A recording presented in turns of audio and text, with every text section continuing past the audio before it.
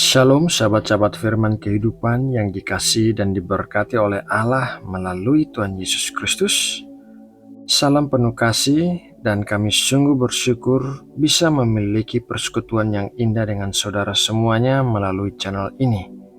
Terima kasih untuk semua dukungan dan doa yang diberikan, dan kiranya kita semua akan bertumbuh bersama-sama dalam pengenalan kita akan Allah di dalam nama Tuhan Yesus Kristus. Baiklah sahabat terkasih, mari kita memulai renungan hari ini dengan doa dan ucapan syukur. Terima kasih ya Bapa untuk kasih karunia dan pertolongan-Mu yang sempurna di dalam hidup kami.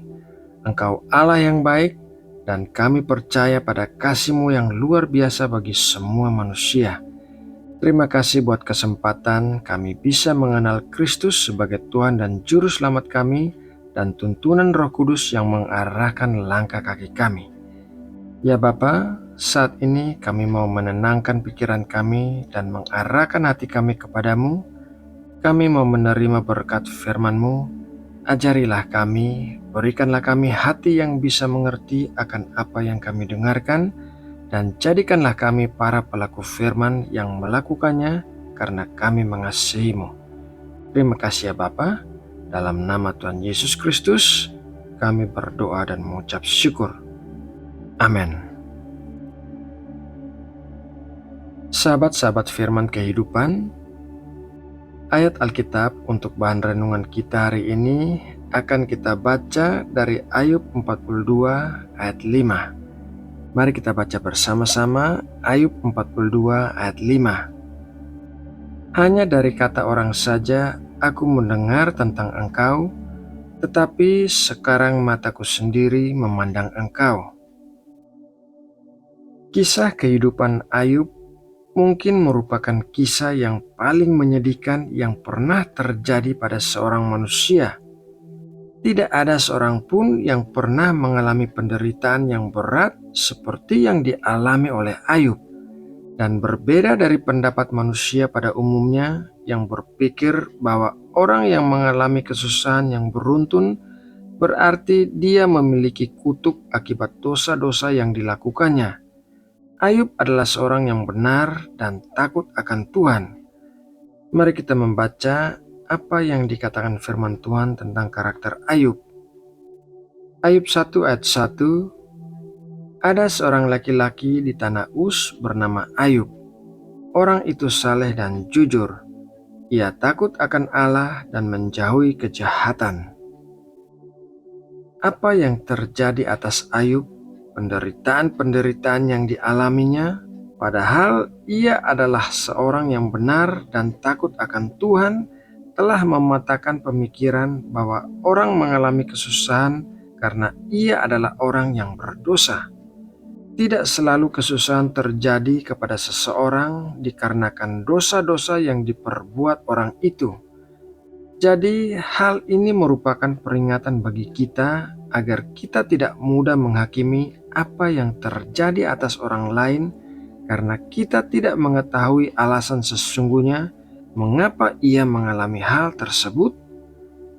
Setelah semua penderitaan yang dialaminya, Ayub belajar satu hal, yaitu seperti yang dikatakannya dalam Ayub 42 ayat 5. Hanya dari kata orang saja aku mendengar tentang engkau, tetapi sekarang mataku sendiri memandang engkau. Ayub adalah seorang yang benar dan takut akan Tuhan, tetapi ia belum mengalami perjumpaan secara pribadi dengan Tuhan sampai ia mengalami penderitaan-penderitaan yang begitu berat di dalam hidupnya. Ayub mengatakan bahwa sebelumnya ia hanya mendengar tentang Tuhan dari orang-orang lain, tetapi setelah ia mengalami penderitaan, barulah ia mengerti apa artinya berjumpa dengan Tuhan secara pribadi. Banyak orang terlihat menjalani kehidupan yang benar. Banyak orang memberikan kesaksian bahwa mereka dibesarkan dalam keluarga Kristen yang taat beribadah, bahkan mereka telah melayani di gereja sejak masa muda mereka.